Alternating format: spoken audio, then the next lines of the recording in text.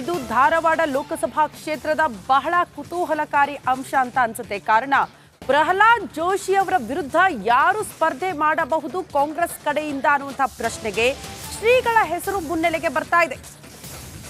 ಪ್ರಹ್ಲಾದ್ ಜೋಶಿ ವಿರುದ್ಧ ಕಣಕ್ಕಿಳಿತಾರ ಆ ಸ್ವಾಮೀಜಿ? ಇದು ಧಾರವಾಡ ಲೋಕ ಅಖಾಡದ ಎಕ್ಸ್ಕ್ಲೂಸಿವ್ ಮಾಹಿತಿ.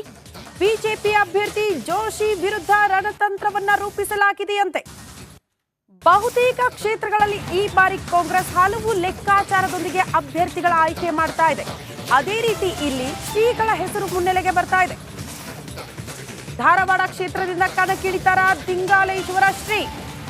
ಇಂದು ಸ್ಪಷ್ಟ ನಿರ್ಧಾರವನ್ನ ಪ್ರಕಟಿಸಲಿದ್ದಾರೆ ದಿಂಗಾಲೇಶ್ವರ ಶ್ರೀ. ಪಕ್ಷೇತರವಾಗಿ ಸ್ಪರ್ಧೆ ಮಾಡುವಂತೆ ಸ್ವಾಮೀಜಿ ಅವರಿಗೆ ಭಕ್ತರು ಒತ್ತಡ ಹಾಕ್ತಿದ್ದಾರಂತೆ.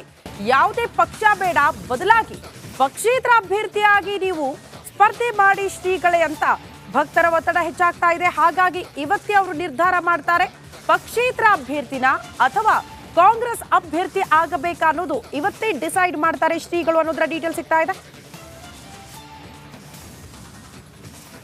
ಈ ಬಗ್ಗೆ ಮತ್ತಷ್ಟು ಡೀಟೇಲ್ಸ್ ಅನ್ನ ಕೊಡ್ತಾ ಹೋಗ್ತಾರೆ ನಮ್ಮ ಪ್ರತಿನಿಧಿ ಪ್ರಕಾಶ್ ಹಿರೇಮಠ ನೇರ ಸಂಪರ್ಕದಲ್ಲಿ ಜಾಯಿನ್ ಆಗ್ತಿದ್ದಾರೆ.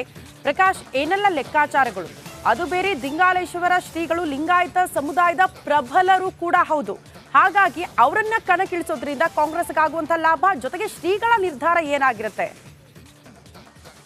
ಸ್ಮಿತಾ, ಏನು ಬಿಜೆಪಿ ಭದ್ರಕೋಟೆ ಧಾರವಾಡ ಲೋಕಸಭಾ ಕ್ಷೇತ್ರಕ್ಕೆ ದಿಂಗಾಲೇಶ್ವರ ಸ್ವಾಮಿಗಳು ಪಕ್ಷೇತರವಾಗಿ ಏನು ಸ್ಪರ್ಧೆ ಮಾಡ್ತಾರೆ ಅಂತಕ್ಕಂಥ ಕೆಲವೊಂದು ಗಂಭೀರವಾದಂತಹ ಚರ್ಚೆಗಳು ಕಳೆದ 4-5 ದಿನಗಳಿಂದ ಈ ಒಂದು ಕ್ಷೇತ್ರದಲ್ಲಿ ಚರ್ಚೆಗಳು ನಡೀತಾ ಇರುವಂತದ್ದು. ಯಾಕಂದ್ರೆ ಒಂದ್ ಕಡೆ ಪಕ್ಷೇತರವಾಗಿ ದಿಂಗಾಲೇಶ್ವರ ಸ್ವಾಮಿಗಳನ್ನ ಈ ಧಾರವಾಡ ಲೋಕಸಭಾ ಕ್ಷೇತ್ರದಿಂದ ಸ್ಪರ್ಧೆ ಮಾಡ್ಲಿಕ್ಕೆ ಸಾಕಷ್ಟು ದುಂಬಾಲನ್ನ ಬೀಳುವ ಮೂಲಕ, ಒತ್ತಡವನ್ನು ಹಾಕುವ ಮೂಲಕ ಸಾಕಷ್ಟು ಜನ ಭಕ್ತರು, ಅಂದ್ರೆ ಲಿಂಗಾಯತ ವೀರಶೈವ ಲಿಂಗಾಯತ ಸಮುದಾಯದ ಭಕ್ತರು ಒಂದ್ ಕಡೆ ಒತ್ತಡ ಹಾಕ್ತಾ ಇದಾರೆ ಅಂತಕ್ಕಂಥ ಒಂದು ಗಂಭೀರವಾದಂತಹ ಚರ್ಚೆಗಳು ನಡೀತಾ ಇರುವಂತದ್ದು.